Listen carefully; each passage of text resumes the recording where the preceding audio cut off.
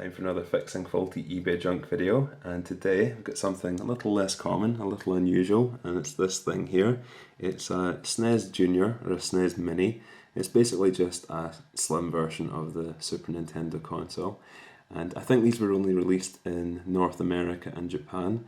So I've personally never seen one of these before. I'm quite interested to take a look at it, but it is of course faulty, so I've bought this as a kind of project to have a go at fixing, and the price I paid for this one, you can see here, it was a best offer, $19.99. I actually offered the seller £17 and they accepted it, that including the shipping.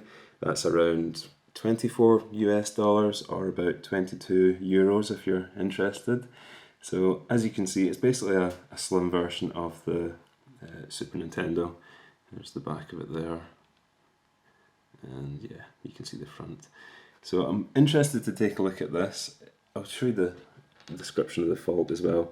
It will not read cartridges, only comes up with a blank screen, and appears to have rust on the cartridge slot. So that's not a particularly good sign when you read that there's rust on the console, but that's okay. We're going to have a look at it and see if we can fix it.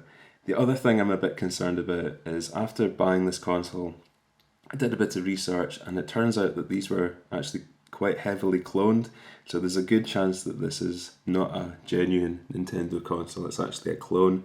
But that's okay, because I also collect clone systems as well. But yeah, we'll have to have a closer look at that. I'm a wee bit suspicious of this because this console wasn't actually released here in the UK, so why it's turned up over here, I'm not too sure.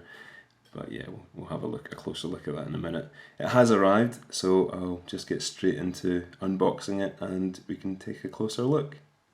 Here it is. It arrived in this big Jameson Irish whiskey box, and sadly there's no whiskey inside it. I've already opened this up before just to make sure that this is the console I thought it was before making the video, and I also took a photo and put it on my Instagram, so some of you may have seen that already. But as you can see, it's quite a small system, and I can already feel that there's something not right with this because the plastic on it feels very kind of cheap. It's got that sort of clone feeling to it, and as you can see in the front here, you've got an on-off switch, a reset, and you've got the cartridge bay, and you can maybe see in there, just grab my torch, you can see in there is some rust going on, so that's not the best sign. I need to open it up and have a closer look, but otherwise it looks to be in okay shape. It's a bit grubby, it's got some staining on the back here, but there is a Mario helpline sticker on the back there, and on the underside you've got all the official looking Nintendo stickers, got a serial number there. And one of the things I did discover when researching this online was the best way to tell whether or not you've got a clone is to see what type of screw it's held together with. So if it's got a Nintendo Tri-Wing security screw, then it's probably going to be an official legitimate system. If it's got a crosshead screw, then it's probably going to be a clone.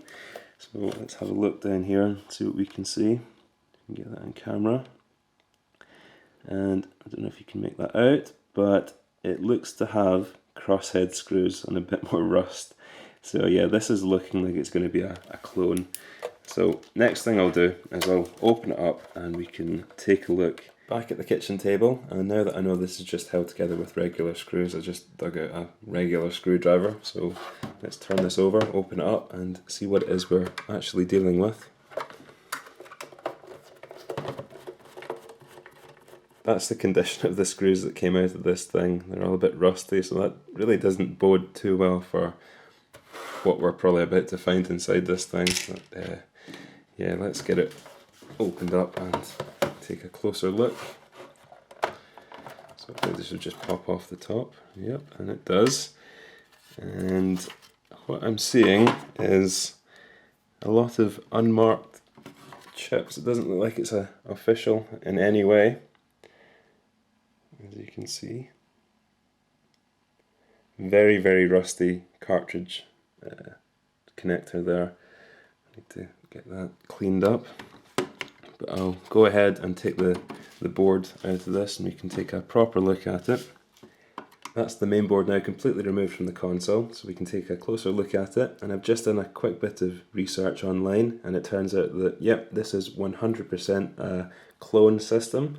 The official Nintendo one should have a lot less chips on the board, and it should say Nintendo just down here. So yeah, this is definitely not a legitimate system. But the interesting thing is that this is a hardware clone and not just like a software SNES and a chips type of system. So that to me is very interesting. And it's in quite rough shape. You can see there's a bit of rust on several of the components here. You see you've got these custom chips here, OT978, OT975 and OT976. So they're going to be the custom clone hardware. And yeah, you can see all the rust that's on the cartridge bay there. This crystal's looking pretty rusty as well. But there doesn't seem to be anything on here that can't be replaced or repaired quite easily. So I'm hopeful that we can get it up and running. So yeah, the next thing I'll do, just get a quick view of the underside here as well. As you can see, it's pretty filthy. But the next thing I'm going to do here is hook this up to some power, plug it into the TV, put the game in it, and see if we can actually get anything to come up on screen. Fast forward about 20 minutes, and I've just given the board a really quick clean.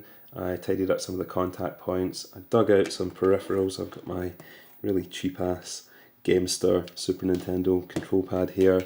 I dug out some AV cables, and I also had to solder on this ghetto looking power adapter here, just for the positive and negative, because I don't actually own a Super Nintendo power adapter. So this actually lets me use it with a Sega Mega Drive adapter. I know that's probably sacrilege, but if it gets the job done, it gets the job done. And the only game I own for the Super Nintendo is, of course, the best game and the only game worth owning, and that's Wayne's World. I don't even know why I have this cartridge, where it came from, but yeah, it'll serve to test out the console anyway, if nothing else. So yeah, got my trusty Sony CRT hooked up here, so let's power this up and see what we get. Anything.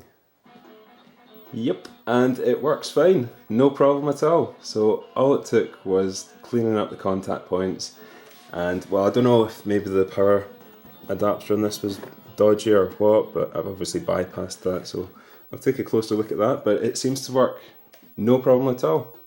You can see it just goes through the demo mode there. Audio works fine, and yeah, video looks good. So the next thing I'm going to do here is give this a proper clean, and make sure there's no, that's quite annoying actually, I'll turn that off. Make sure there's no problems with any of the components on the board. Put it all back together again. I'll maybe see if I can do an RGB out mode on it, because composite video is really no good. But yeah, it looks to be working fine. I've done a bit more research on this as well, and it turns out that the clone systems are actually pretty good, and they have compatibility with pretty much all the games. So yeah, very happy about that. And some of you are probably going, oh come on, every time you buy something off eBay, it's like you just clean it and plug it in and it works fine. I genuinely expected this to give me some problems, and that's why I bought it, because I thought, yeah, it'll be a bit of a project. I'll have to take some components off the board to get it working again. But as it happens, yeah, I cleaned it and it works. So yeah, unfortunately I'm not going to get any kind of in-depth technical video on the components on this board or getting it fault diagnosed or anything like that. It was just a case of cleaning and plugging it back in. But what I'll do now is I'll get it all properly cleaned, put back together again, and I'll give you a quick overview of the system. Here it is, all put back together again and nice and clean. I took it to the sink, gave it a good scrub, and it came out looking nice and minty fresh. I also got rid of all the rust that was in that cartridge bay there. Just used some really fine grade sandpaper, and that did the trick. But overall, very happy with it. You can see it's looking nice and clean, and I've just left the kind of ghetto power adapter plugged in for now. I'll desolder that when I get the proper plug for this, and I've also ordered an RGB SCART cable as well. It doesn't output RGB SCART at the moment, but looking at the video encoder chip that was inside this thing, it's just an off-the-shelf Sony part, which is well documented. So it shouldn't be too difficult just to pull the RGB lines from that and incorporate them into this output here. So I'll probably do a separate video on that in future. But yeah, overall, very, very happy. Got myself a SNES Jr. It is a clone, but it's a hardware clone, not a software on a chip sort of deal. So that to me is very, very cool. Only paid £17 for it, and minimum effort to get it back up and running again. So yeah, I've only got one game at the moment, as you know, which is this. So any suggestions are highly welcomed for what I could go out and buy and try out on this thing. But if you are looking for one of these, just make sure you check what type of screws it has in the back. If it's got the crosshead Phillips ones, then it's probably going to be a clone. And if it's tri-wing, it's probably going to be an official system. So yeah, as always, thanks for watching, and I'll catch you again soon.